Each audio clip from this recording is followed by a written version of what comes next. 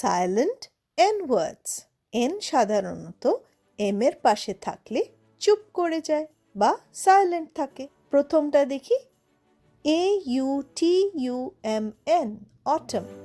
অটমে দেখো লাস্টে এম এর পরে এন আসছে, তাই এনটা উচ্চারণ হচ্ছে না। অটম। অটম মানে শরৎকাল। Autumn is my favourite season. শরৎ আমার প্রিয় ঋতু। পরেরটাই যাই, COLUMN, কলম। কলমেও এনটা উচ্চারণ হচ্ছে না, শুধু আমরা কলম বলছি, এন কিন্তু উচ্চারণ হচ্ছে না। কলম মানে স্তম্ভ। The temple has a big কলম। মন্দিরে একটা বড় স্তম্ভ আছে। পরেরটা CONDEMN, কন্ডেম। কন্ডেমেও দেখো এম এর পরে এন আসছে, এনটা উচ্চারণ হচ্ছে না, তাই এনটা সাইলেন্ট। কন্ডেম। কন্ডেম মানে নিন্দে করা। We condemn violence.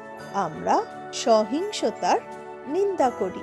পরেরটা SOLEMN, সলম। এখানেও এনটা কিন্তু সাইলেন্ট, উচ্চারণ হচ্ছে না।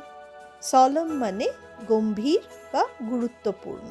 ইট ওয়াজ আ সলম সেরেমনি। এটা ছিল একটা গম্ভীর অনুষ্ঠান।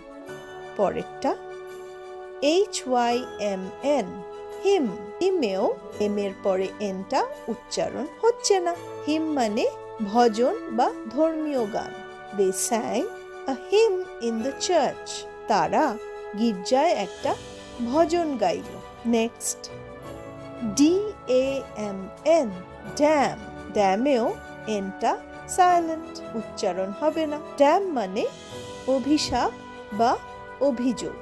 He doesn't give a damn, সে একেবারেই পরোয়া করে না। আজ আমরা দেখলাম যেসব শব্দগুলোয় এন সাইলেন্ট। আজকের লেসনের ফ্রি PDF ডেসক্রিপশন বক্সে দেওয়া আছে, ডাউনলোড করতে ভুলো না। আর ভিডিওটা ভালো লাগলে লাইক করো, সাবস্ক্রাইব করো। আজ তাহলে আসি, ভালো থেকো, বাই।